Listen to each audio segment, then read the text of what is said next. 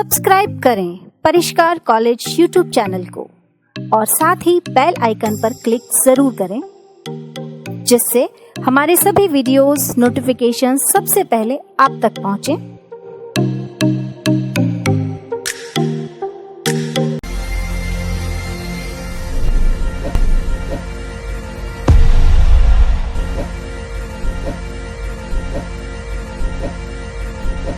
नमस्कार मित्रों, मैं डॉक्टर मनोज कुमार सैनी परिष्कार कॉलेज ऑफ ग्लोबल एक्सीलेंस में आपका स्वागत करता हूं। मित्रों, आज हम लोग फर्स्ट ईयर के अंदर बहुत ही इम्पोर्टेंट टॉपिक पृथ्वी की आंतरिक संरचना पढ़ेंगे। तो साथियों, इस टॉपिक में से ना केवल आईएएस के अंदर बल्कि और बहुत सारे एग्जाम्स के अंदर भी स्टेट पीसीएस के अंदर क्वेश्चंस आते रहे हैं। इसके साथ साथ राजस्थान यूनिवर्सिटी और अन्य यूनिवर्सिटीज़ के अंदर भी ये टॉपिक उतना ही इम्पोर्टेंट है। तो इससे संबंधित क्वेश्चंस बहुत सारी यूनिवर्सिटीज़ के अंदर आते रहे हैं। तो आज हम ये देखते हैं साथियों कि चलते हैं अपने इस टॉपिक के ऊपर। उससे पहले साथियों, हम एक बात ज़रूर ध्यान रखें कि हमारा जो परिष्कार वर्ल्ड यूट्यूब चैनल है, इसको आप ज़रूर सब्सक्राइब करें और साथ ही साथ बेल आइकॉन पर ज़रूर क्लिक करें, जिससे कि सारे नोटिफिकेशन और सारे वीडियोस जो आने वाले हैं उसकी सूचना आपको मिल पाए। तो ये ज़रूर ध्यान रखिएगा, इसे ज़रूर सब्सक्राइब करना है और बेल आइकॉन के ऊपर क्लिक अवश्य करना है, जिससे कि सारे नोटिफिकेशन से हम रूबरू हो सकें और सारी चीज़ों को देख सकें। चलिए, आज सबसे पहले अपन स्टार्ट करते हैं जो विगत परीक्षाओं में आए हुए प्रश्न हैं उनसे। तो साथियों देखिए, इस टॉपिक में से यूनिवर्सिटी ऑफ राजस्थान 2014 के अंदर ये क्वेश्चन आया, भूकंप की तीव्रता मापी जाती है। तो पृथ्वी की आंतरिक संरचना में भूकंप का बहुत बड़ा योगदान है जानने में, और उसकी तीव्रता किस स्केल के ऊपर मापी जाती है ये हमें जानना है। तो इन क्वेश्चंस का आंसर हम लास्ट में देखेंगे। अभी क्वेश्चन देखिए, इसके आधार पर टॉपिक पढ़िए, इन सब का आंसर जो हमारा टॉपिक है उसमें आई जाएंगे। आप स्वयं ही लास्ट के अंदर इसके आंसर दे देंगे। तो साथियों देखिए, चलते हैं इसके ऊपर। पृथ्वी का घनत्व है, तो पृथ्वी का घनत्व इसमें से कितना है? 2.5, 3.5, 5.5 और 11। तो साथियों चलते हैं आगे। अगला प्रश्न है हमारा आईएएस 2001 का, प्री के अंदर ये आया, भूकंप के बारे में निम्नलिखित कथनों पर विचार कीजिए। ये कथन दे रखे हैं, भूकंप की तीव्रता को मर्केली स्केल पर मापा जाता है। भूकंप का मैग्नीट्यूड विमुक्त ऊर्जा की माप है। तीसरा कथन है, भूकंप के मैग्नीट्यूड भूकंपीय तरंगों के आयाम के सीधे मापनों पर आधारित है। और चौथा कथन है, रिक्टर स्केल में हर पूर्णांक विमुक्त ऊर्जा के परिमाण में 100 गुनी वृद्धि का निर्देशन करता है। तो ये चार कथन है, चार में से कौन कौन से कथन सही हैं, इसके आधार पर हमें कूट में से आंसर चुनना है। चलिए आगे चलते हैं दोस्तों। अगला प्रश्न है हमारा यूपी पीसीएस मेंस 2017 का, निम्नलिखित में से किस यंत्र का भूकंप तरंगों के मापन के लिए प्रयोग किया जाता है? तो इसमें से चार चीजें हैं, एक जैसी दिखने वाली है, इनको भी हम ध्यान दें कि इसमें सिस्मोग्राम, सिस्मोग्राफ, सिस्मोस्कोप और सिस्मोमीटर, इनमें से कौन सा भूकंप का लेखन करता है वो हमें ध्यान देना है। चलिए अगला प्रश्न देखते हैं। अब अगला प्रश्न है जो विस्तृत आंसर लिखने के लिए प्रश्न आता है, जो कि 600 से 800 शब्दों में हमें आंसर लिखना होता है। वो है प्रश्न यूनिवर्सिटी ऑफ राजस्थान 2018 का ये प्रश्न है, अपनी उत्तर पुस्तिका में अधिकेंद्र पर लघु उत्तर दीजिए। तो यहाँ पर तो शॉर्ट आंसर देना था 20 शब्द का, लेकिन जो 800 शब्दों का आंसर है वो 2019 में ये प्रश्न पूछा गया कि पृथ्वी की आंतरिक संरचना में विभिन्न परतें क्या हैं? भूकंप विज्ञान की सहायता से आरेख बनाते हुए इन परतों का वर्णन कीजिए। तो यानी भूकंप विज्ञान की सहायता से जो भूकंप की तरंगों के बारे में, इन सब के बारे में आज हम लोग जानने वाले हैं। तो आज साथियों इन प्रश्नों को ध्यान में रखते हुए हम भूकंप के अंदर कौन कौन सी तरंगें होती है ये तो जानना ही है, लेकिन पृथ्वी की जो आंतरिक संरचना जो हमारा मूल टॉपिक है, इसको जानने के लिए और कौन कौन से स्रोत हैं, इन सभी स्रोतों के बारे में आज पढ़ेंगे, भूकंप की तरंगों सहित। तो इस तरीके से भूकंप की तरंगों के ऊपर काफी क्वेश्चन आए हुए हैं कंपटीशन एग्जाम्स में भी और यूनिवर्सिटी ऑफ राजस्थान में भी और अन्य यूनिवर्सिटीज में भी। तो उनको भी हमें डिटेल में ध्यान देना है, क्योंकि भूकंप वाला जो टॉपिक है पहले आपके सिलेबस में था राजस्थान यूनिवर्सिटी में, अब सिलेबस में नहीं है। तो तरंगों के बारे में यहीं पर पृथ्वी की आंतरिक संरचना के अंदर ही हमको पढ़ना है। तो ये ध्यान दीजिएगा, बहुत ही इंपॉर्टेंट टॉपिक है कंपटीशन और यूनिवर्सिटी ऑफ राजस्थान और अन्य विश्वविद्यालयों के एग्जाम की दृष्टि से। तो साथियों चलते हैं सबसे पहले हम कि पृथ्वी का धरातल है कैसा। बताइए, पृथ्वी का धरातल आप घूम चुके हैं पृथ्वी के ऊपर बहुत सारे भाग के ऊपर। तो पृथ्वी के ऊपर क्या क्या है, सबसे पहले हम बात करें तो महाद्वीप है, महासागर है, और महाद्वीपों के ऊपर हम रहते हैं, ये तो हमें ध्यान है। महासागर है जो जलीय भाग है, तो जो जिनके ऐसे गड्ढे जिनके अंदर बहुत पानी भरा हुआ है और बहुत विशाल आकार के हैं, महासागर कहलाते हैं। अब ये देखें कि महाद्वीप के ऊपर क्या क्या है, कौन कौन से धरातलीय स्थलरूप महाद्वीप के ऊपर हैं।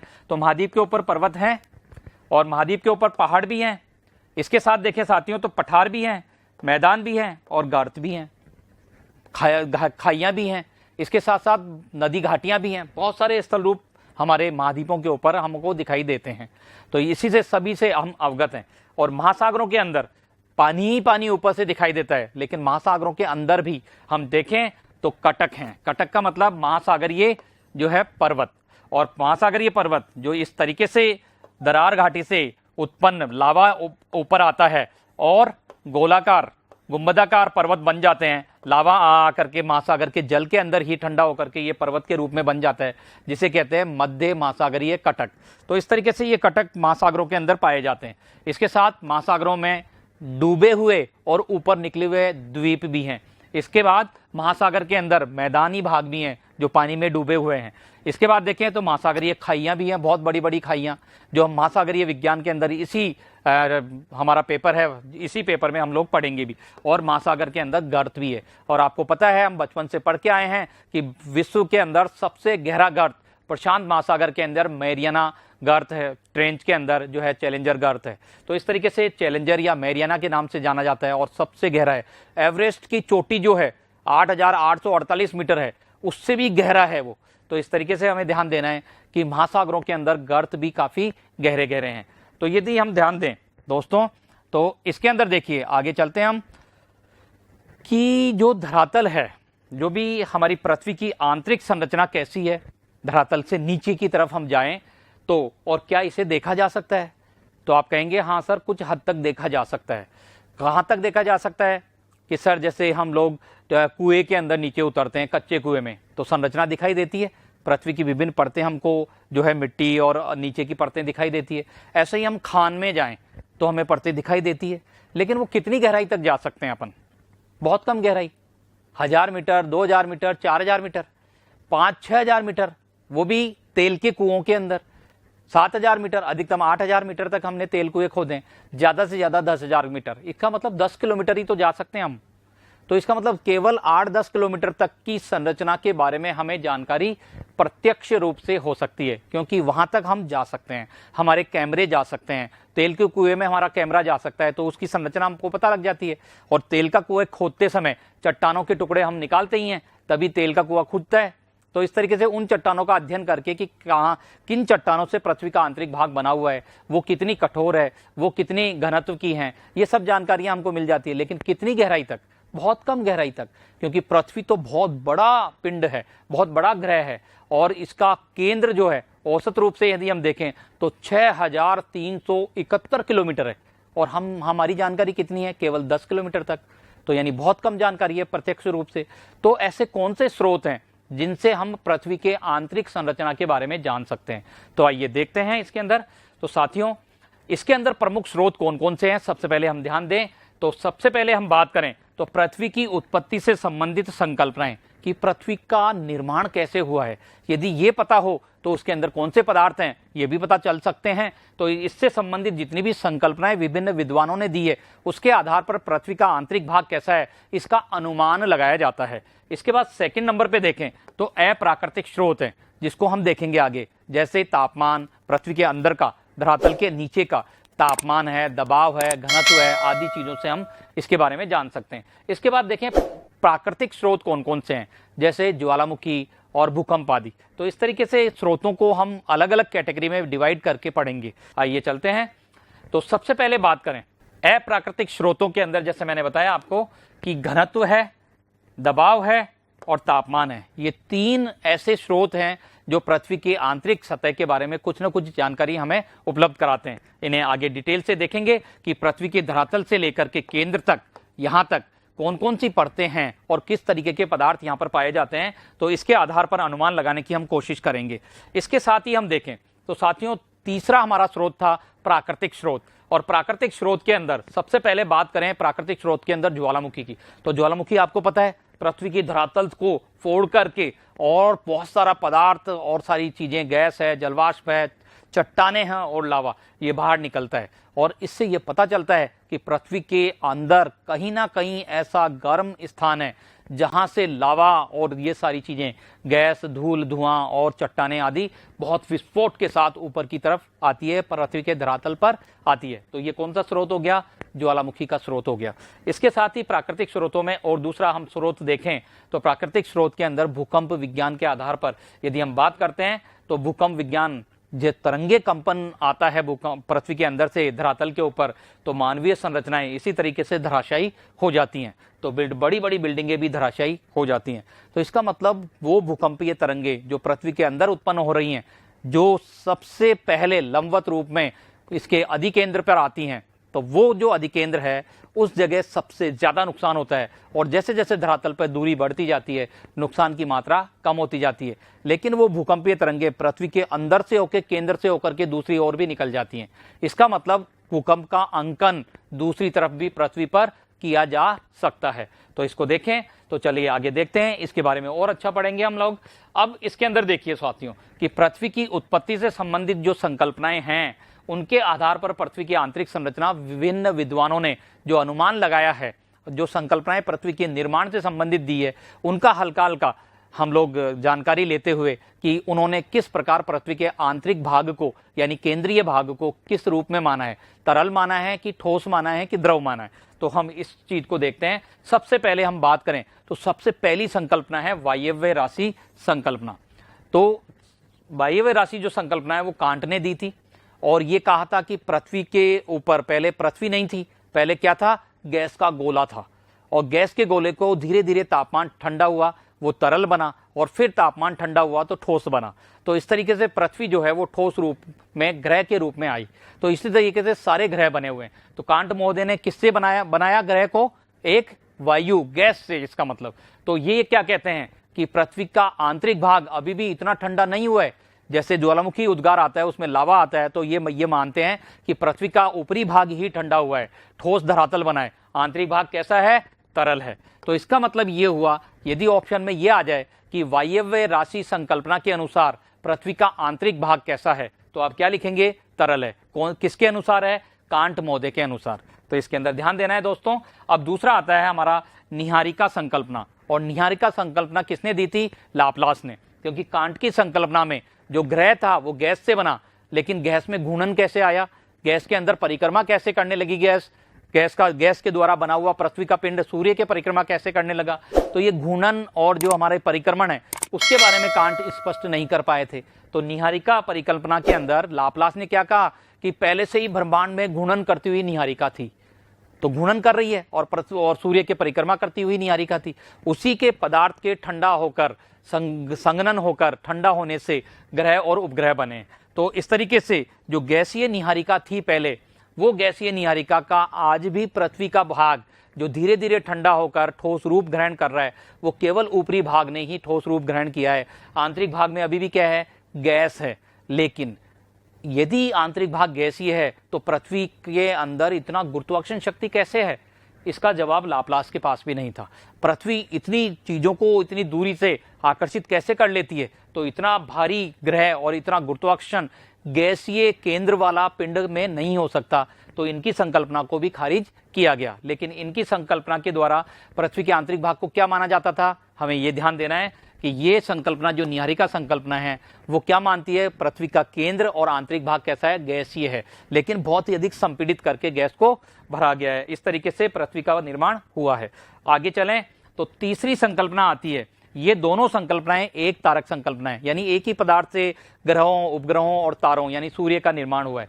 जबकि ये संकल्पना ऐसी संकल्पना है कि पृथ्वी और ग्रहों का निर्माण दो तारों से हुआ है। इसका मतलब यह हुआ कि एक जो बड़ा तारा था उसमें से ज्वार निकला, ज्वार के रूप में जो है पदार्थ निकला दूसरे बड़े तारे के निकट आने पर, और वो पदार्थ जो है वो ब्रह्मांड के अंदर छिटक गया सिगार के रूप में, और सिगार का वो पदार्थ धीरे धीरे ठंडा होकर ग्रह और उपग्रह में बदल गया। जो मूल पदार्थ जो पिंड था वो पिंड क्या हो गया? सूर्य में बदल गया, और जो बाहर निकला हुआ पदार्थ था वो ग्रह और उपग्रह में बदल गया। तो इस तरीके से जेफरी जो जीन्स की संकल्पना एक ज्वारीय संकल्पना है। इसमें दो तारे होते हैं, जो बड़ा तारा था जिसके आकर्षण से ज्वार बाहर निकला था, जैसे एक छोटा तारा और एक बड़ा तारा पास में आया तो यहां से ज्वारीय पदार्थ बाहर निकला, और बड़ा तारा तो बहुत तेजी से आगे चला गया और ये पदार्थ ब्रह्मांड में निकल गया। इसी पदार्थ से विभिन्न ग्रह और उपग्रह बने और सूर्य, ये सूर्य बन गया बचा हुआ भाग। तो इस तरीके से ग्रह उपग्रह और सूर्य बने हैं। तो ये संकल्पना इस तरीके से कहती है कि दो तारों के माध्यम से ग्रह उपग्रह और सूर्य बना है। पहली बात इसमें देखें तो इस संकल्पना के अनुसार पृथ्वी के आंतरिक भाग में क्या है, क्योंकि ये ज्वार क्या था, गैसीय था, धीरे धीरे ठंडा हुआ, तरल बना और ऊपरी भाग ठोस बन गया, जबकि अभी भी आंतरिक भाग क्या है, इस संकल्पना के अनुसार तरल है। तो इस तरीके से हम ध्यान दें दोस्तों कि ज्वारीय संकल्पना जो है जेफरी जो जीन्स की आंतरिक भाग को क्या मानती है, तरल मानती है। इसी के साथ चौथा हम बात करें तो ये है ग्रहाणु संकल्पना। ग्रहाणु का मतलब होता है छोटे छोटे धूल जैसे ठोस कण। ठोस कण ध्यान रखिएगा, गैस के कण नहीं, ग्रहाणु का मतलब ठोस कण। तो ये जो ठोस कण है ये चैम्बरलिन और मोल्टन की ग्रहाणु संकल्पना के द्वारा कि ब्रह्मांड के अंदर ठोस धूल के कण थे, वो बहुत ही ज्यादा गर्म थे, धीरे धीरे ठंडे हुए और संघनन हुआ।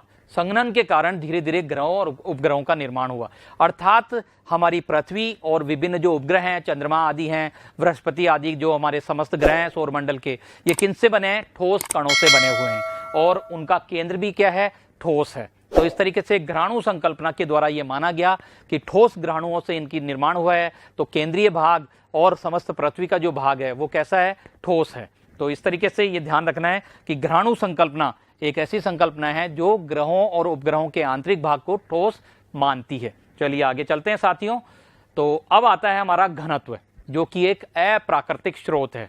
तो घनत्व की बात करें तो देखिए पृथ्वी का जो औसत घनत्व है, जो वैज्ञानिकों ने इसके द्रव्यमान और इसके आयतन के आधार पर निकाला है, वो है 5.5 ग्राम प्रति सेंटीमीटर क्यूब। यानी 1 centimetre by 1 centimetre by 1 centimetre की छोटी सी डिब्बी ले लें तो उसके अंदर पृथ्वी के समस्त पदार्थ को केंद्र से लेकर के बाहर के तक के पदार्थ को मिलाकर के भरें तो उसका कितना ग्राम वजन आ जाएगा, 5.5 ग्राम वजन आ जाएगा। तो इस तरीके से हम यदि कैलकुलेट करते हैं तो 5.5 ग्राम वजन जो है वो 1 सेंटीमीटर बाई 1 सेंटीमीटर की डिबिया में आ जाता है। तो ये हमारे पृथ्वी का घनत्व है। अब यदि हम बात करें दोस्तों तो पृथ्वी का ऊपरी भूपर्पटी जो है, ऊपर जो धरातल के ऊपर हमको पत्थर दिखाई देते हैं, चट्टानें दिखाई देती है, ग्रेनाइट की चट्टानें दिखाई देती है, कहीं कहीं बेसाल्ट की और कहीं कहीं बालू का पत्थर की चट्टानें, तो बहुत सारी चट्टानें हमें दिखाई देती है। उनका औसत घनत्व जो है वो लगभग 3 ग्राम प्रति सेंटीमीटर क्यूब है। यानी ऊपरी चट्टानों का घनत्व तो कम है, औसत घनत्व 5.5 है। तो यदि हम आंतरिक भाग में जाएंगे तो पृथ्वी का घनत्व केंद्रीय भाग का कितना अनुमान लगाया गया है, 11 या 11 से ज्यादा। तो ये अनुमान जो लगा है इसका मतलब केंद्रीय भाग में जो चट्टानें हैं उनका घनत्व ज्यादा है, 11 ग्राम प्रति सेंटीमीटर क्यूब है, जबकि ऊपरी चट्टानों का घनत्व कितना है, 3 ग्राम प्रति सेंटीमीटर क्यूब। अब औसत घनत्व समझ में आता है कि नीचे ज्यादा है ऊपर कम है, तो बीच में क्या होगा, लगभग 5.5 ग्राम प्रति सेंटीमीटर क्यूब। औसत घनत्व बैलेंस हो जाता है। तो इस तरीके से हमें ध्यान रखना है कि पृथ्वी का औसत घनत्व कितना है, 5.5 ग्राम प्रति सेंटीमीटर क्यूब। केंद्रीय भाग का 11 से अधिक है, ऊपरी भाग का 3 के आसपास है। कुछ चट्टानें जो बालू का पत्थर है, सॉफ्ट स्टोन है, उनका घनत्व जो है 2.7 के करीब है। तो इस तरीके से चट्टानों का विभिन्न घनत्व हमें दिखाई देता है। तो घनत्व के आधार पर हम क्या कह सकते हैं कि जैसे जैसे हम पृथ्वी के आंतरिक भाग में जाते हैं वैसे वैसे घनत्व क्या होता है, बढ़ता जाता है। इसका मतलब यह है कि आंतरिक भाग में घनत्व जो अधिक घनत्व की चट्टानें पाई जाती हैं। तो ये हम कॉन्सेप्ट हमारा निकला घनत्व के आधार पर। आगे हम देखें तो जो अप्राकृतिक स्रोत है दूसरा है दबाव। दबाव की बात करें तो निश्चित रूप से ऊपरी धरातल के ऊपर दबाव नहीं लगेगा चट्टानों के ऊपर, लेकिन जैसे जैसे हम गहराई में जाएंगे तो ऊपर वाली चट्टानें गहराई वाली चट्टानों पर दबाव डालती है, तो नीचे वाली चट्टानें दब करके उनका घनत्व क्या होगा, बढ़ता जाता है। तो नीचे की जितनी भी चट्टानें हैं पृथ्वी पर, तो वो ऊपरी चट्टानों के दबाव के कारण उनका घनत्व क्या होगा, बढ़ेगा। इसका मतलब उनका आयतन कम होगा। आयतन कम होने से क्या होता है, घनत्व के अंदर वृद्धि होती है। लेकिन साथियों आपको ध्यान होगा कि मान लीजिए एक पत्थर लेते हैं अपन, चौकोर बिल्कुल पत्थर ले लें आयताकार, उसके ऊपर दबाव डालें तो एक सीमा तक वो दबाव महसूस करके, और यदि बहुत अधिक दबाव और तापमान उसके ऊपर डाला जाए तो वो दूसरे रूप में बदल जाएगा और उसका घनत्व हल्का सा बढ़ जाएगा। लेकिन हर पदार्थ का जो घनत्व होता है यदि हम बात करें तो हर पदार्थ का मूल आकार होता है, कुछ ना कुछ मूल आकार तो ग्रहण करेगा ना वो, तो घनत्व भी होता है। इसका मतलब ये हुआ कि एक सीमा तक तो दबाव डाल करके किसी के आयतन को कम किया जा सकता है, अर्थात घनत्व को बढ़ाया जा सकता है। आयतन कम होगा तो घनत्व बढ़ेगा, तो एक सीमा तक ही संभव है। जब वो पदार्थ मूल आकार ग्रहण कर लेगा, इसका मतलब उसके कण बिल्कुल पास पास आ जाएंगे, एक दूसरे से चिपक जाएंगे, उसके बाद उसका आयतन कम नहीं किया जा सकता, चाहे कितना ही अधिक दबाव हम डाल लें। इसका मतलब यह हुआ कि पृथ्वी के ऊपरी परतों का दबाव नीचे वाली परतों पे पड़ रहा है, तो उससे कुछ हद तक घनत्व में वृद्धि हो रही है। लेकिन आंतरिक भाग के अंदर यदि हम बात करें तो इसके अंदर देखिए, अंतरतम के अंदर अधिक घनत्व का कारण क्या है? केवल दबाव नहीं है। अंतरतम के अंदर, केंद्रीय भाग के अंदर जो है, पृथ्वी के आंतरिक भाग के अंदर अधिक घनत्व वाली चट्टानें हैं। ये ध्यान दीजिएगा दोस्तों, ऊपर कम घनत्व वाली चट्टानें, आंतरिक भाग में अधिक घनत्व का पदार्थ सबसे पहले ठंडा हुआ और केंद्र में चला गया। तो इसका मतलब यह है कि सबसे केंद्र के अंदर, पृथ्वी के अंदर सबसे अधिक घनत्व वाली चट्टानें पाई जाती है। जैसे धात्विक घनत्व, सबसे भारी धातु कौन से होते हैं? जैसे निकिल है, लोहा है, इस तरीके के धात्विक घनत्व हैं। और पृथ्वी के गुरुत्वाकर्षण शक्ति से और चुंबकीय जो विद्युत चुंबकीय बल है, उससे यह अनुमान भी लगता है कि पृथ्वी के अंदर लोहे की मात्रा आंतरिक भाग में सबसे अधिक है और निकिल की मात्रा सबसे अधिक है, जिससे कि पृथ्वी गुरुत्वाकर्षण शक्ति लगाती है, विद्युत चुंबकीय बल लगाती है। तो इस तरीके से आंतरिक भाग के अंदर मूल चट्टानें ही अधिक घनत्व की है। तो इसका मतलब दबाव के आधार पर हम ये अनुमान लगा सकते हैं कि कुछ चट्टानों का दबाव बढ़ने से घनत्व बढ़ता है, लेकिन आंतरिक भाग में स्वयं चट्टानें ही अधिक घनत्व की है। तो इससे यह पता चला कि जैसे जैसे हम आंतरिक भाग में जाएंगे तो हमें अधिक घनत्व की चट्टानें मिलेंगी। और वो अधिक घनत्व की चट्टानें किस कारण है? कुछ तो दबाव के कारण है और कुछ मूल चट्टानों का गुण ही अधिक घनत्व है, इसके कारण है। चलिए आगे चलते हैं। अब आता है तापमान। तो आपने कभी महसूस किया होगा, कभी कुएं में उतरे हैं आप, या किसी गड्ढे में उतरे हैं, किसी खान में गए हैं, तो जैसे जैसे हम किसी खान के अंदर नीचे की तरफ जाते हैं या कुएं के अंदर नीचे की तरफ जाते हैं, तो निश्चित रूप से हमें गर्मी महसूस होती है। अब यदि हमको गर्मी महसूस होती है, इसका मतलब पृथ्वी के आंतरिक भाग के अंदर गर्मी अधिक है, इसका मतलब तापमान अधिक है, तभी तो गर्मी अधिक लग रही है हमें। तो इसके अंदर देखें दोस्तों, तो सबसे पहले बात करें तो तापमान की वृद्धि, जैसे जैसे हम धरातल से, औसत समुद्र तल से नीचे जाएंगे तो तापमान में वृद्धि कितनी होती है? गहराई में जाने पर 1 डिग्री सेंटीग्रेड प्रति 32 मीटर की गहराई पर, यानी 32 मीटर के गड्ढे में जाएंगे तो 1 डिग्री तापमान बढ़ जाएगा।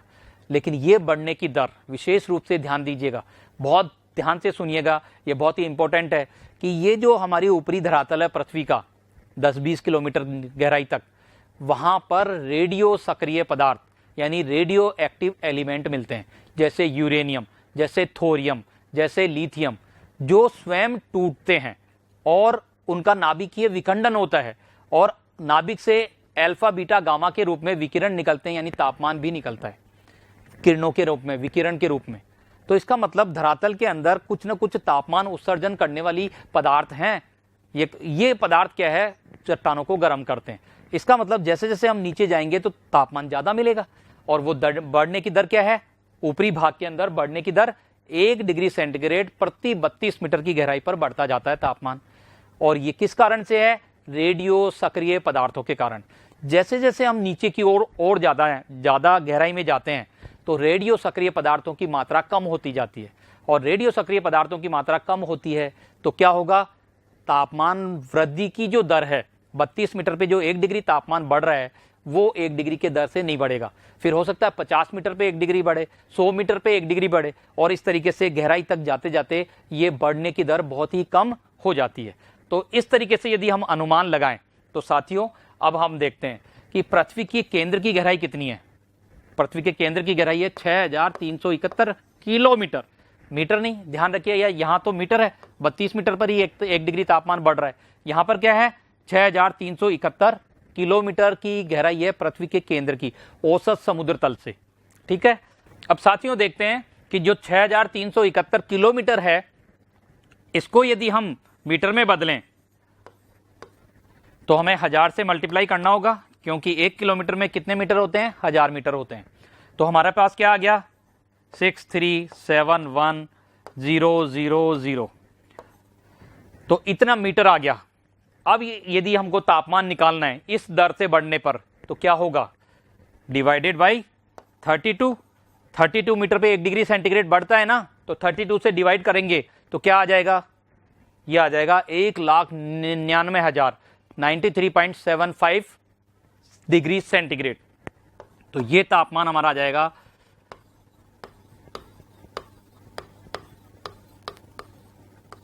डिग्री सेंटीग्रेड तापमान आ जाएगा। यानी पृथ्वी के केंद्र का तापमान कितना होना चाहिए, 1,99,093 डिग्री सेंटीग्रेड।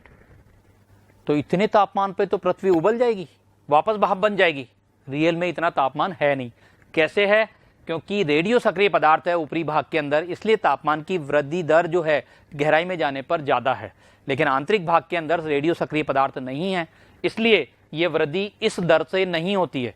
2-2 किलोमीटर पे 1 डिग्री सेंटीग्रेड तापमान बढ़ता है, 5 किलोमीटर नीचे जाने पर 1 डिग्री तापमान बढ़ता है। इसका मतलब वृद्धि दर कम हो जाती है और तापमान पृथ्वी के केंद्र का इतना नहीं है। कितना है ये हम देखें, तो चलिए ये हम देखते हैं कि जो तापमान होना चाहिए वो कितना होना चाहिए, 1,99,093.75 डिग्री सेंटीग्रेड। इस दर से बढ़ाएं तो होना चाहिए, लेकिन रियल में पृथ्वी के केंद्र का तापमान इतना नहीं हो सकता, क्योंकि इतने तापमान पे तो पृथ्वी के अंदर कोई ऐसी चट्टान नहीं है, लोहा, निकिल, टंगस्टन, कोई ऐसा धातु नहीं है कि भाप नहीं बने।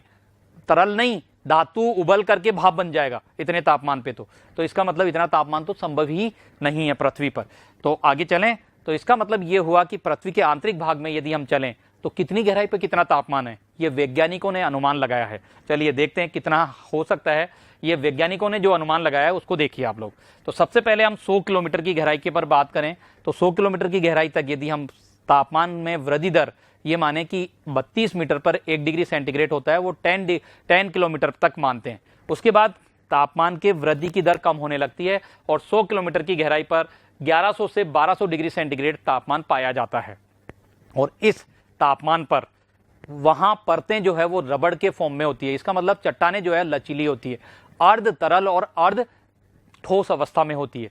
इस क्षेत्र को हम क्या कहेंगे, एस्थेनोस्फीयर। इसका मतलब इसका हिंदी में नाम है दुर्बलता मंडल। तो आगे देखेंगे जब संरचना पढ़ेंगे तब।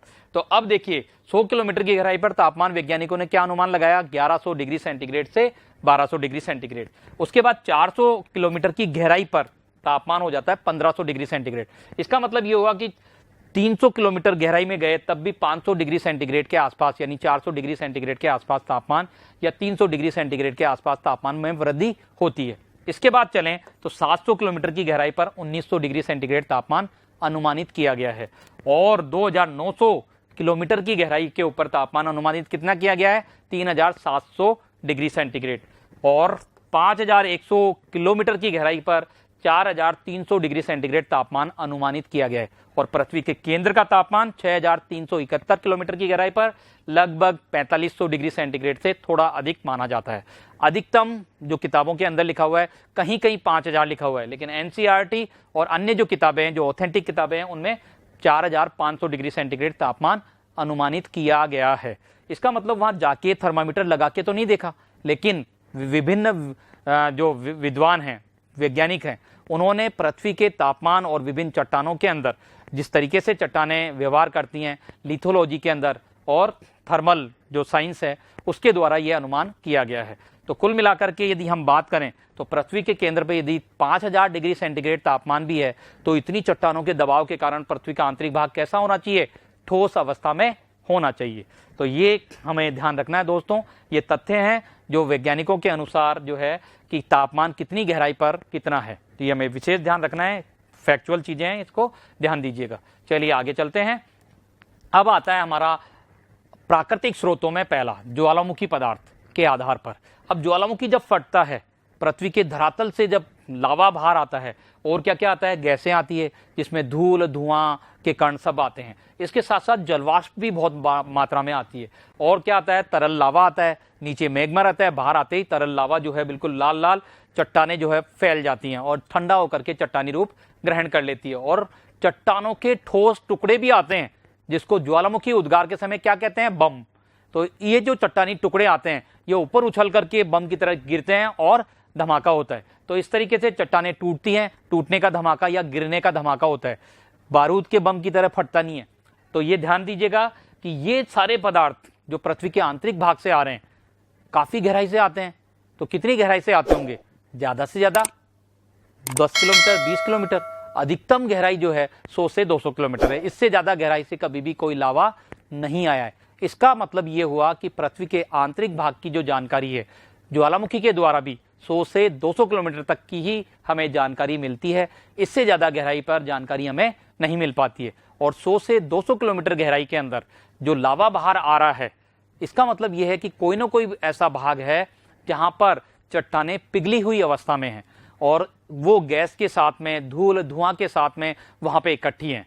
और जब धरातल, ऊपर का धरातल, उसका आयतन बढ़ने पे, गर्म होने के कारण आयतन बढ़ने पर उसको रोक कर नहीं रख पाता तो ज्वालामुखी फटता है। और फटने के साथ ही गैस, धूल, धुआं, जलवाष्प और लावा और बम के साथ में ये चीजें इसके अंतर्गत आती हैं। तो इसका मतलब ये होगा कि पृथ्वी के आंतरिक भाग के अंदर तरल पदार्थ भी है, लावा भी है, जलवाष्प भी है, गैसें भी हैं। तो ये सारी चीजें आती हैं। अब देखें, जो प्राकृतिक स्रोतों में अगला स्रोत हमारा है भूकंप।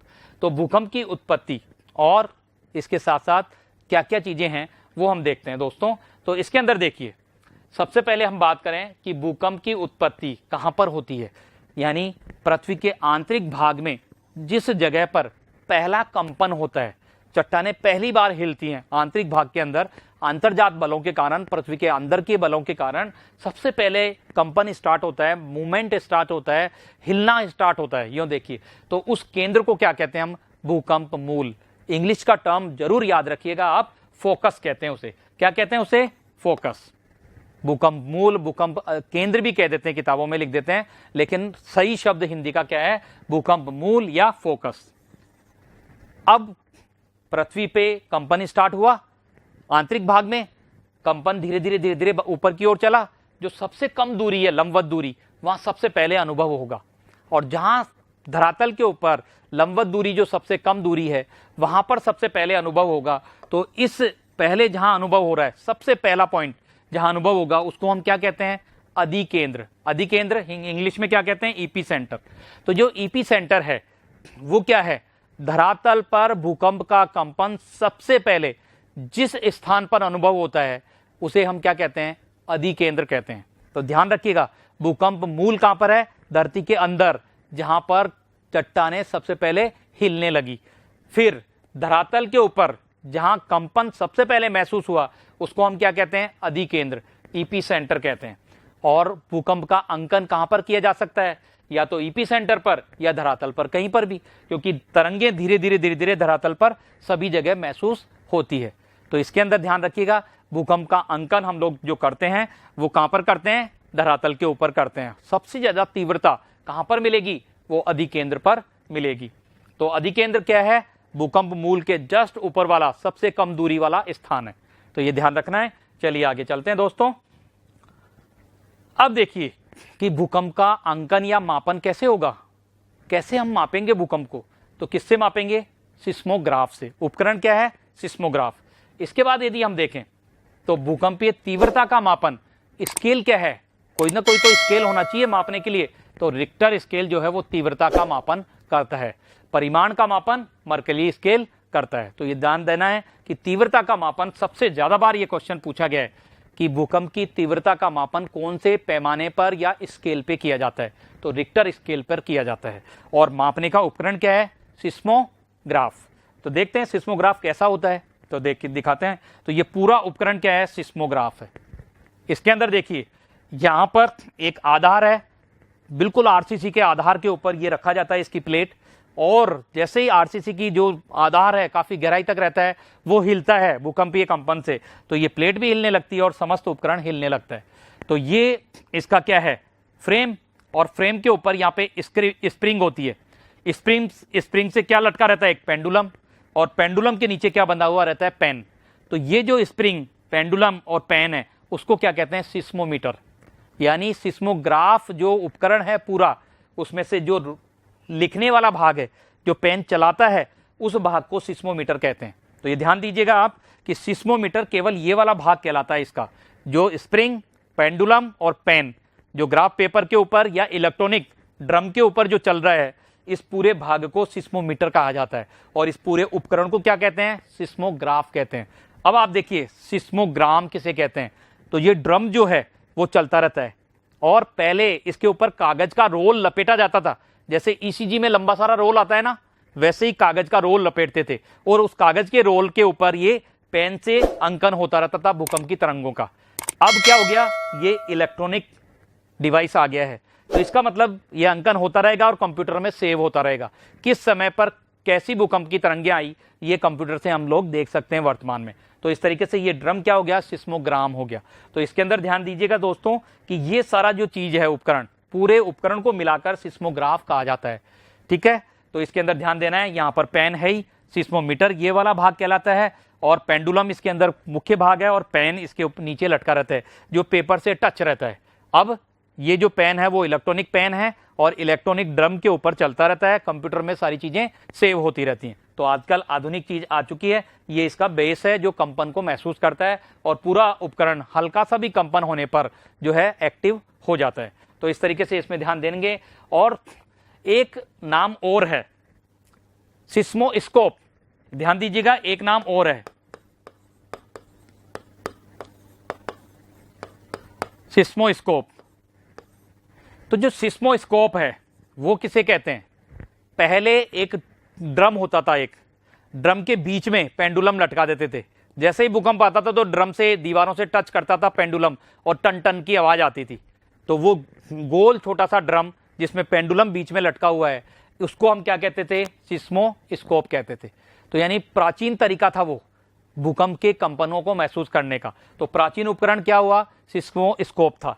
अब आधुनिक उपकरण ये वाला है जो कि आरसीसी के काफी गहरे पिलर के ऊपरी भाग पर स्थापित किया जाता है और भारत ने भी बहुत सारी जगह और हर देश अपने धरातल के ऊपर, जहां चट्टानी धरातल है, चट्टानी धरातल के ऊपर आरसीसी का पिलर लगा करके और उस पिलर के ऊपर ये उपकरण स्थापित करते हैं। तो इसके अंदर ध्यान दीजिएगा, हम कई बार सोचते हैं कि सिस्मोमीटर जो है वो उपकरण है, सिस्मोग्राफ तो एक वो पेपर है, नहीं, सिस्मोग्राफ जो है इस पूरे उपकरण को कहते हैं। ये ध्यान दीजिएगा, ये जो है एनसाइक्लोपीडिया ब्रिटेनिका और जो अमेरिकन साइट्स हैं उनके ऊपर भी इन चीज़ों को आप देख सकते हैं। कई गाइडों के अंदर सिस्मोग्राफ को केवल पेपर माना है, सिस्मोमीटर को उपकरण माना है, तो यहाँ कंफ्यूजन है, तो थोड़ा ध्यान दीजिएगा आप। तो सिस्मोग्राफ जो है ये पूरा उपकरण है। चलिए आगे चलते हैं दोस्तों। तो अब देखते हैं साथियों, हमारा एक संभावित प्रश्न है, भूकंप के कंपन जहां से प्रारंभ होते हैं, तो इनमें से अधिकेंद्र, भूकंप मूल, भूकंप क्षेत्र और कंपन, तो इसमें से कहां से भूकंप का कंपन सबसे पहले प्रारंभ होता है, तो वो आंसर कौन सा आएगा इसमें बताइए जरा। तो ये आएगा हमारा भूकंप मूल, यानी भूकंप मूल जो है वो जहां से कंपन चट्टानों का स्टार्ट हुआ, हिलना स्टार्ट हुई चट्टानें, वो है भूकंप मूल। और अधिकेंद्र क्या है, धरातल पर जहां सबसे पहले भूकंप का कंपन महसूस हुआ, अनुभव हुआ, वो अधिकेंद्र कहलाता है। और भूकंप क्षेत्र जहां तक कंपन महसूस हुए वो समस्त क्षेत्र क्या कहलाता है, भूकंप क्षेत्र कहलाता है। और जो झटके महसूस होते हैं उनको कंपन कहते हैं। चलिए दूसरा हम क्वेश्चन देखते हैं, निहारिका संकल्पना पृथ्वी के आंतरिक भाग को किस अवस्था में मानती है। तो कौन सी अवस्था में मानती है निहारिका संकल्पना, हमने देखी थी निहारिका संकल्पना किसकी थी, लाप्लास की। तो क्या मानती है लाप्लास की संकल्पना कि पृथ्वी का आंतरिक भाग किस अवस्था में है, लचीली अवस्था में है, ठोस अवस्था में है, गैसीय अवस्था में है या तरल अवस्था में है। तो ये निहारिका संकल्पना क्या मानती है, गैसीय अवस्था में है पृथ्वी का आंतरिक भाग। तो इस तरीके से क्वेश्चन हो सकते हैं, तो इनको ध्यान देना है आपको। चलिए आगे चलते हैं अन्य स्रोतों पर। तो अगला स्रोत हमारा है भूकंपीय लहरें। तो दोस्तों भूकंप के अंदर जो कंपन महसूस होता है, जो हमने देखा, भूकंप मूल से उत्पन्न होकर अधिकेंद्र पे आता है और फिर धरातल के ऊपर विभिन्न तरंगे फैलती है। तो ये तरंगे कौन कौन सी है, किस प्रकार की तरंगे पृथ्वी के धरातल पे आती हैं, कंपन महसूस होता है और किस तरीके से वो गमन करती है, वो हम देखते हैं। तो सबसे पहले जो भूकंप की तरंगे अधिकेंद्र पे महसूस होती है उसको क्या कहते हैं, प्राथमिक तरंग या प्राइमरी वेव्स। दूसरी हम देखें तो जो झटका दूसरी बार लगता है उसको क्या कहते हैं, द्वितीयक तरंगे या सेकेंडरी वेव्स, ऐसे इसको डिनोट करते हैं। और जो धरातल के ऊपर ये दोनों तरंगे आने के बाद जो धरातल के ऊपर तरंगे चलती है ऊपर ऊपर, उसे हम कहते हैं धरातलीय तरंगे या एल वेव्स, लव वेव्स भी इनको कहते हैं। तो चलिए इनको देखते हैं कि ये कैसे चलती हैं। तो इसके अंदर पहली तरंग प्राथमिक तरंग है जिसको हम अनुदैर्घ्य तरंग भी कहते हैं और पी वेव या प्राथमिक तरंग इसे कहा जाता है। तो ये तरंगे किसके समान है, विशेष ध्यान देने की बात है, ये तरंगे ध्वनि की तरंगों के समान है। अनुदैर्घ्य का मतलब गति की दिशा में ही कंपन। जो देखिए जैसे मेरे मुंह से आवाज आपकी तरफ आ रही है, वो कैसे आ रही है, जैसे मुंह से निकाली मैंने आवाज तो वह ऐसे कंपन करते हुए आपकी तरफ आ रही है। तो इसका मतलब जिस दिशा में जहां तरंग चल रही है उसी दिशा में आगे पीछे कंपन हो रहा है इस तरीके से। तो इस तरीके से आगे पीछे कंपन हो रहा है, तो ये ध्वनि की तरंगों के समान है, जिसको अनुदैर्घ्य तरंग या प्राथमिक तरंग कहते हैं। इसको इस तरीके से समझे दोस्तों कि मान लीजिए ये मेरी ऊपरी भाग जो है वो पृथ्वी का धरातल है और पृथ्वी के अंदर का भाग यहाँ पर है। यहाँ से कंपन सबसे पहले प्रारंभ हुआ तो वो कैसे आएगा, ऊपर ऐसे ऐसे कंपन करते हुए, ऊपर नीचे कंपन करते हुए आएगा और पृथ्वी के धरातल को कैसे उछालेगा, ऐसे ऊपर की तरफ उछालेगा, तो पृथ्वी का धरातल ऊपर नीचे होगा। तो ये कौन सी तरंग कहलाएगी, प्राथमिक तरंग कहलाएगी। जब पृथ्वी का धरातल पे झटका ऊपर नीचे की ओर लगे तो वो कौन सी तरंग कहलाएगी, प्राथमिक तरंग कहलाएगी, जिसे हम अनुदैर्घ्य तरंग भी कहते हैं, पी तरंग कहते हैं और ध्वनि की तरंगों के समान होती है। तो इस तरीके से देखें। अब इसके और क्या क्या गुण होते हैं, क्या कौन सी विशेषताएं होती है, तो आइए देखते हैं। इसमें कणों की गति का कंपन जो है, क्या है यहाँ पर, कंपन लहर की गति की दिशा में होता है, यानी लहर ऐसे ऊपर आ रही है तो कंपन भी ऐसे ऊपर नीचे होगा। तो इस तरीके से आगे पीछे की ओर होता है। इसको एनिमेशन से भी देखेंगे। चलिए आगे देखते हैं। इनकी गति ठोस भाग के अंदर अत्यधिक होती है। इसका मतलब तरल और ठोस दोनों में चल सकती है ये, लेकिन ठोस भाग में जैसे जैसे घनत्व बढ़ता जाएगा वैसे वैसे गति अत्यधिक होती जाएगी। ये विशेष ध्यान रखिएगा कि पी तरंगे तरल और ठोस दोनों में चल सकती हैं, लेकिन जैसे जैसे ठोस का घनत्व बढ़ेगा इनकी गति भी बढ़ेगी। चलिए आगे चलते हैं। इन्हें पी लहरें या प्राइमरी वेव्स भी कहते हैं। तो आइए देखते हैं ये लहरें कैसी होती हैं। तो इसके अंदर देखें दोस्तों कि ये लहरें, मान लीजिए यहाँ इस बीम के ऊपर आप हथौड़े से चोट मारते हैं और यहां पर जो झटका महसूस होगा वो कैसा होगा, क्योंकि यहां पर कंपन होगा, इसके कण जो है सिकुड़ेंगे फैलेंगे, सिकुड़ेंगे फैलेंगे, सिकुड़ेंगे फैलेंगे और इधर से कंपन महसूस होगा। तो इस तरीके से ये कंपन जो है किस दिशा में, अनुदैर्घ्य दिशा के अंदर। जिस दिशा में गति कर रही है तरंग उसी दिशा में कंपन आगे पीछे होकर के आपको झटका महसूस होता है, जिसे हम क्या कहते हैं, प्राइमरी वेव्स या प्राथमिक तरंगे। चलिए आगे चलते हैं। अब आती है आड़ी लहरें अथवा गौण लहरें। तो इसको हम कहते हैं सेकेंडरी वेव्स। तो ये जो तरंगे हैं वो कैसी होती हैं, इसको देखें तो ये जल तरंगों के समान, यानी जल के अंदर जो तरंगे आती हैं ऐसे ऊपर नीचे, और प्रकाश के अंदर जो तरंगे चलती हैं इनके समान होती है। ये ध्वनि तरंगों के समान नहीं।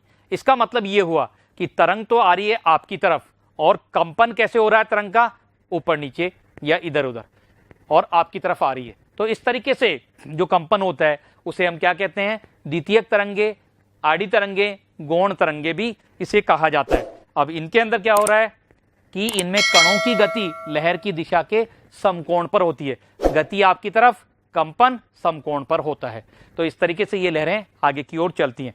इसका मतलब यदि हम समझें दो इसको कि जो पृथ्वी का धरातल ऐसे है तो ये कैसे झटका देगी धरातल के ऊपर, जहां से उत्पन्न हुई भूकंप मूल से, वो कंपन कैसे करेगी, ऐसे, और चलेगी कैसे, ऊपर की ओर।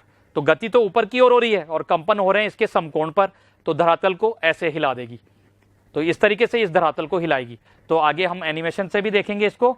तो ये देखिए, ये तरल भाग के अंदर प्राय लुप्त हो जाती है। ये विशेष बात है। पी तरंगे तरल भाग में भी गतिशील रहती हैं, लेकिन उसकी गति कम हो जाती है, लेकिन ये तरल भाग के अंदर पूरी तरीके से गायब हो जाती है, यानी लुप्त हो जाती हैं। चलिए आगे देखते हैं। एस तरंगे इन्हें कहते ही हैं, सेकेंडरी वेव इन्हें कहते हैं। इसे अनुप्रस्थ तरंगे भी कह देते हैं, उसको अनुदैर्घ्य तरंगे कहते हैं, पी को। तो आइए देखते हैं ये तरंगे कैसे चलेंगी। तो इसका मतलब ये तरंगों का कंपन कैसे होगा, ऊपर नीचे, और गति कैसे होगी, इस तरीके से। तो इनको एनिमेशन से देखते हैं दोस्तों। तो जैसे एक आप रस्सी बांध लीजिए और एक हाथ से पकड़ लीजिए, झटका लगाइए रस्सी को, तो कैसे चलेगी, ऐसे। तो इसका मतलब ये द्वितीयक तरंगे हैं। धरातल को कैसे हिलाएंगी, इसमें देखें आप कि धरातल को कैसे हिलाएगी, ये ऐसे ऐसे हिलाएगी धरातल को। और पी तरंगे धरातल को कैसे हिलाएगी, ऊपर नीचे। इसका मतलब ये जो ऊपर नीचे का झटका लगेगा धरती के ऊपर वो लगेगा पी तरंगों से, और अगल बगल का जो झटका लगेगा या ऐसे ऐसे झटका लगेगा वो एस तरंगों से लगेगा। एस तरंगे आप रस्सी से बांध करके और हिला करके भी आप उत्पन्न कर सकते हैं। घर पे प्रैक्टिस करके जरूर देखिएगा। तो एस तरंगे, आड़ी तरंगे, या जिसको हम कहते हैं अनुप्रस्थ तरंगे, सेकेंडरी वेव्स, वो आप उत्पन्न कर सकते हैं। तो समझ में आया। और यदि एक स्प्रिंग आपके पास बड़ी हो तो पी तरंगों को भी आप उत्पन्न कर सकते हैं। स्प्रिंग को बांध लीजिएगा ऊपर किसी खूंटी पर और स्प्रिंग को नीचे की तरफ खींचिए, तो और छोड़िए तो जो ये झटका लगेगा नीचे ऊपर होकर के, तो वो लगेगा पी तरंगों का। इसका मतलब जो कंपन हो रहा है वो ऊपर नीचे गति की दिशा में ही हो रहा है। तो इस तरीके से पी तरंगे जो होती हैं वो अनुदैर्घ्य तरंगे होती है और जो एस तरंगे होती है वो अनुप्रस्थ तरंगे होती है। तो इस तरीके से गति करती है पृथ्वी के अंदर और इस तरीके से गति करते हुए धरातल को ऐसे हिलाती हैं। अब तीसरी तरंगे जो है एल तरंगे, इन दोनों तरंगों के धरातल पर पहुंचने के बाद एल तरंगे उत्पन्न होती हैं। आइए उनको भी देखते हैं। तो इसके अंदर देखें दोस्तों कि धरातलीय जो तरंगे हैं जिसको एल तरंगे कहते हैं, ये पी और एस के धरातल पर पहुंचने के बाद उत्पन्न होती हैं और धरातल के कुछ मोटाई के अंदर कुछ गहराई तक धरातल के ऊपर चलती है, तरल भाग में और चट्टानी भाग में, दोनों में। तो चलिए आगे चलते हैं। इसमें ये धरातल पर ठोस और तरल दोनों में चलती हैं। पी तरंगे भी ठोस और तरल दोनों में चलती हैं, ध्यान रखिएगा। एस तरंगे तरल में नहीं चलती हैं, तो ये ध्यान रखना है। चलिए आगे चलते हैं। सर्वाधिक विनाशकारी होती हैं क्योंकि धरातल के ऊपर विनाश करने का काम यही तरंगे करती हैं। तो देखते हैं कैसे चलती है धरातल के ऊपर। तो आइए देखिए कि जहां से झटका लगा एस और पी तरंगों का, तो कौन सी तरंगे उत्पन्न हुई? एल तरंगे उत्पन्न हुई, जो धरातल को रोल कर देती है और बिल्डिंग का एक भाग ऊंचा हो जाएगा, एक भाग नीचा हो जाएगा और बिल्डिंग धराशायी हो जाती है। तो इस तरीके से धरातल को रोल करते हुए धरातल की कुछ गहराई में पूरे धरातल पर फैल जाती हैं। तो ये सबसे विनाशकारी लहरें होती हैं, तरंगे होती हैं। तो इसको ध्यान दीजिएगा। चलिए आगे चलते हैं। और धरातल के अंदर इस तरीके से रोलिंग हो जाती है चट्टानों की, और रोलिंग होने से हमारी जो सड़कें हैं, बांध हैं, पुल हैं, टूट जाते हैं, बिल्डिंगें टूट जाती हैं और रोल होकर के पृथ्वी के ऊपर सबसे अधिक विनाश जो है ये तरंगे करती हैं। चलिए आगे देखते हैं दोस्तों कि पृथ्वी के आंतरिक भाग में तरंगे कैसे चलती हैं। तो जैसे जहां से भूकंप मूल से तरंगे उत्पन्न हुई, सबसे पहले अधिकेंद्र पे आई और आंतरिक भाग में चली। तो ये जो आंतरिक भाग में तरंगे चल रही हैं, एस और पी दोनों तरंगे भूकंप जो अधिकेंद्र है वहां से लेकर 105 डिग्री तक दोनों तरंगे दिखाई देती है। उसके बाद तरंगे दिखाई नहीं देती है। यहां पर दोनों तरफ जो ये पूरी पृथ्वी का ये भाग है, यानी ग्लोब का पूरा एक चक्र है, 105 डिग्री से 145 डिग्री के बीच का भाग, यहां से ये पूरा गोला, पूरा एक चक्र, यहां पर कोई भी भूकंप की तरंगे महसूस नहीं होती है। क्यों? क्योंकि आंतरिक भाग के अंदर इन तरंगों की दिशा मुड़ जाती है और मुड़ने की वजह से ये दूसरी तरफ हो जाती है। तो बीच के अंदर एक ऐसा भाग आता है जहां पर किसी भी तरंग का अनुभव नहीं होता है। तो इसको देखें, तो ये जहां भी उत्पन्न हुई वहां से 105 डिग्री नाप लें, तो 105 डिग्री तक तो एस और पी दोनों आएंगी। उसके बाद 105 से लेकर 145 डिग्री का जो घेरा है, उस पूरे घेरे में ग्लोब के ऊपर कोई भी तरंग महसूस नहीं होगी, कंपन महसूस नहीं होगा। इसे हम क्या कहते हैं? भूकंप छाया क्षेत्र कहते हैं। तो इसके अंदर विशेष ध्यान दीजिएगा दोस्तों कि ये तरंगे महसूस नहीं होती है। अब 105 के बाद यहां से लेकर पूरे ग्लोब पर यहां तक एस तरंगे तो बिल्कुल गायब हो जाती हैं। एस तरंगे क्या हो जाती हैं? बिल्कुल गायब हो जाती हैं। और 145 से लेकर निचले भाग में, पूरे ग्लोब पर निचले भाग के अंदर 145 से लेकर नीचे तक पूरा जो 100 हमारा यहाँ पर 80 डिग्री का भाग है, यहाँ तक पी तरंगे वापस से प्रकट होती हैं। इसका मतलब ये हुआ कि 105 से लेकर 145 तक का पूरा घेरा जो है, ग्लोब का पूरा चक्र जो है, एक क्षेत्र जो है, उसके अंदर पी और एस दोनों ही तरंगे गायब हो जाती हैं। इसका मतलब वो भूकंप का छाया क्षेत्र है, शेडो जोन है, अर्थक्वेक शेडो जोन है। चलिए आगे चलते हैं। तो इसको चित्र के माध्यम से भी देखिए। एस तरंगों की बात करें, केवल एस तरंगे जो कि कंपन कैसे कर रही हैं? ऐसे। तो इस तरीके से ये एस तरंगे आ रही हैं 105 डिग्री तक, ये एस तरंगे आती हैं। यानी पृथ्वी पर जहां से भी भूकंप स्टार्ट होगा उससे इधर और इधर 105 नाप लीजिए डिग्री में, वहां तक तो एस तरंगे आ रही हैं। यहां से लेकर पृथ्वी के इस भाग तक एस तरंगे आ रही हैं। इसके नीचे पूरे भाग में, दूसरे गोलार्ध की तरफ, दूसरी तरफ पूरे भाग में एस तरंगे गायब हो जाती हैं। इसका मतलब यह हुआ कि जहां तक एस तरंगे मुड़ करके आ रही हैं, यहां पर कोई ना कोई परत ऐसी है जो तरल है, जो एस तरंगों को लुप्त कर देती हैं। इसका मतलब यह हुआ कि ये कर्व यदि बनाया जाए और गहराई को नापा जाए तो उतनी गहराई पर एक परत कैसी होगी?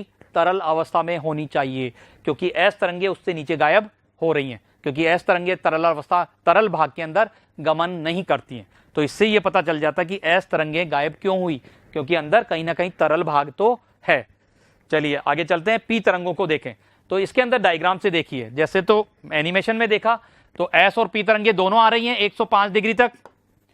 इस भाग के अंदर तरंगों की दिशा मुड़ जाने की वजह से कोई भी तरंग नहीं आ रही इस पूरे भाग में, 105 से लेकर 145 डिग्री तक कोई भी तरंग नहीं आ रही है। तो इस भाग के अंदर जब कोई तरंग नहीं आ रही तो इसको क्या कहेंगे हम? भूकंप छाया क्षेत्र, यानी shadow zone, earthquake shadow zone. तो इस तरीके से 145 तक है, और पी तरंगों का जो छाया क्षेत्र है 105 से 145 है। इसके बाद 145 के बाद से लेकर 180 बीच में आएगा। तो ये पूरा भाग जो है पी तरंगे वापस से प्रकट हो जाती है। इसका मतलब पी तरंगे जो है तरल भाग में से भी होकर जो है वापस से अपनी दिशा को मोड़ करके वापस से नीचे की तरफ आ जाती है, और पी तरंगों का अनुभव वापस से दूसरे देशों की तरफ, दूसरे गोलार्ध की तरफ होता है। तो इसका मतलब ये हुआ कि हमने भूकंप छाया क्षेत्र समझा, पी तरंगों का और एस तरंगों का, दोनों का।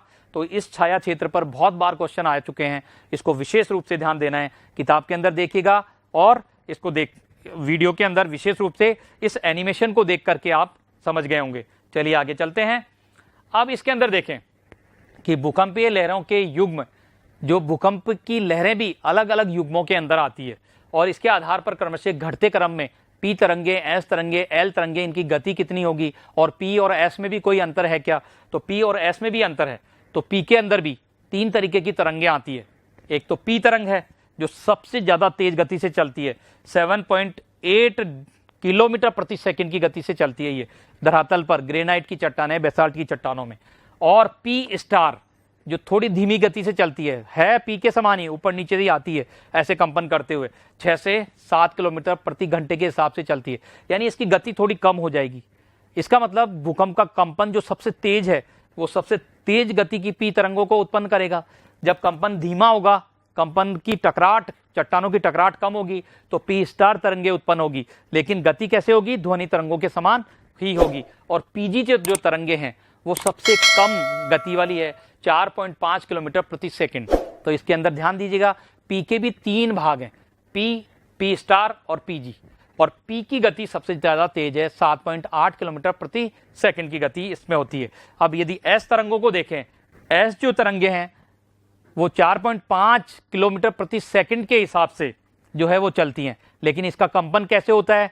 गति ऊपर की ओर हो रही है पृथ्वी के आंतरिक भाग से, तो कंपन ऐसे लंबवत होता है, गति की दिशा के समकोण पर कंपन होता है, और गति होती है 5.4 किलोमीटर प्रति सेकंड।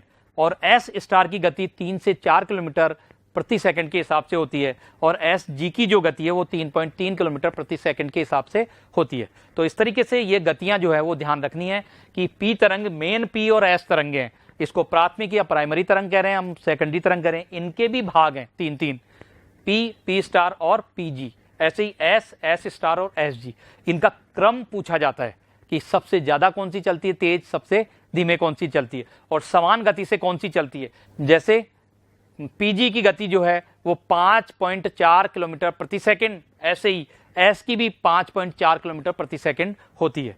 तो एल तरंगे जो है इन्हें दोनों से ही कम गति से चलती है, 3 किलोमीटर प्रति सेकंड से कम गति से एल तरंगे चलती है, और केवल धरातल पर, तरल और ठोस चट्टानों में, दोनों में चलती हैं। तो इसके अंदर ध्यान रखना है, इसका क्रम विशेष रूप से आप ध्यान रखिएगा। चलिए आगे चलते हैं दोस्तों।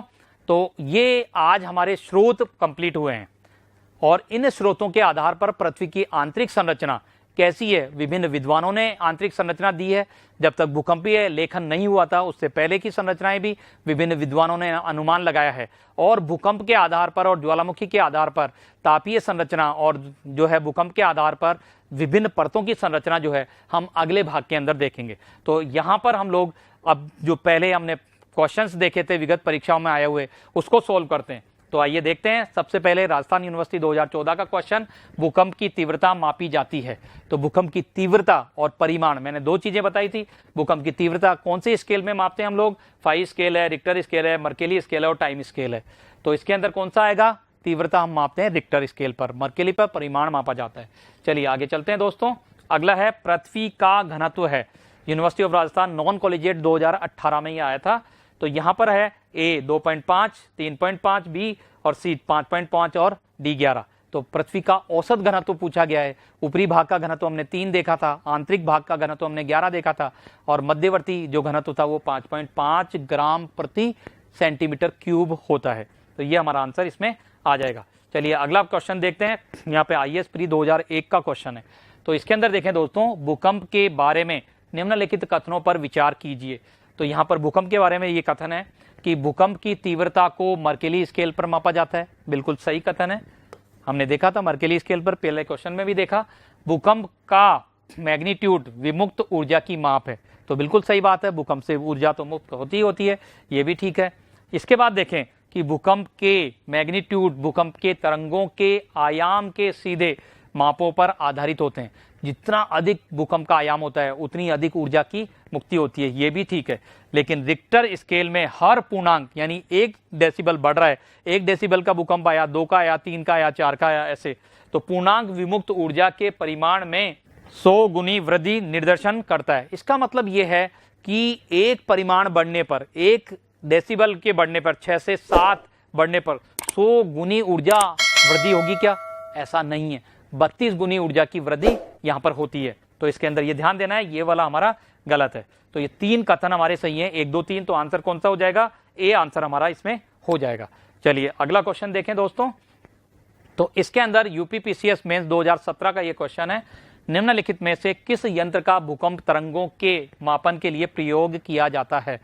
तो इसके अंदर देखिए सिस्मोग्राम है, सिस्मोस्कोप है, सिस्मोग्राफ है और सिस्मोमीटर है। तो सिस्मोमीटर तो वो भाग है जो पेन लटका हुआ रहता है, और सिस्मोग्राफ जो है पूरे उपकरण को हम कहते हैं। तो यहाँ सिस्मोग्राफ हमारा आंसर सही होगा। चलिए आगे देखते हैं। अब है बड़े क्वेश्चंस, जिसमें 20 शब्दों का एक क्वेश्चन पूछा गया था, जो पहले क्वेश्चन के ऑप्शन में आता, बी सेक्शन में, अपनी उत्तर पुस्तिका में अधिकेंद्र पर लघु उत्तर लीजिए। तो इसके अंदर लघु उत्तर का मतलब 20 शब्दों के अंदर आंसर लिखना है, अधिकेंद्र किसे कहते हैं? तो भूकंप के कंपन धरातल पर जिस स्थान पर सबसे पहले महसूस होते हैं, अनुभव होते हैं, उसे अधिकेंद्र कहते हैं। इतना सा हमें लिखना था। चलिए आंसर आ गया है। अब देखते हैं अगला प्रश्न। इस क्वेश्चन को बड़ा लिखना है। स्रोतों को जानते हुए पृथ्वी की आंतरिक संरचना में विभिन्न परतें क्या हैं?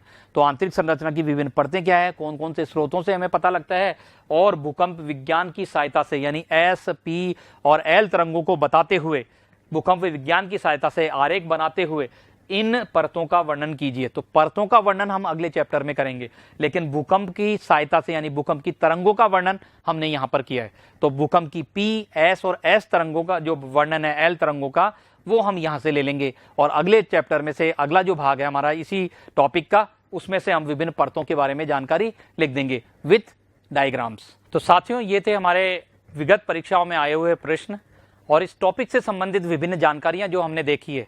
और इससे आगे का जो एक क्वेश्चन का आधा भाग है वो अगले वाले चैप्टर के अंदर हम लोग करेंगे, विभिन्न पृथ्वी के आंतरिक भाग की विभिन्न परतें भूकंप के आधार पर और विभिन्न वैज्ञानिकों के अनुसार। तो साथियों, आप जरूर ध्यान दें कि परिष्कार वर्ल्ड यूट्यूब चैनल को आप जरूर सब्सक्राइब करें और साथ ही साथ बेल आइकन पर जरूर क्लिक करें, जिससे कि परिष्कार वर्ल्ड पर आने वाली समस्त वीडियोस और समस्त सूचनाएं आपको समय पर मिल सकें। तो इसे जरूर ध्यान दीजिएगा और जरूर बेल आइकन पर टिक कीजिएगा। तो आज के लिए इतना ही साथियों, धन्यवाद।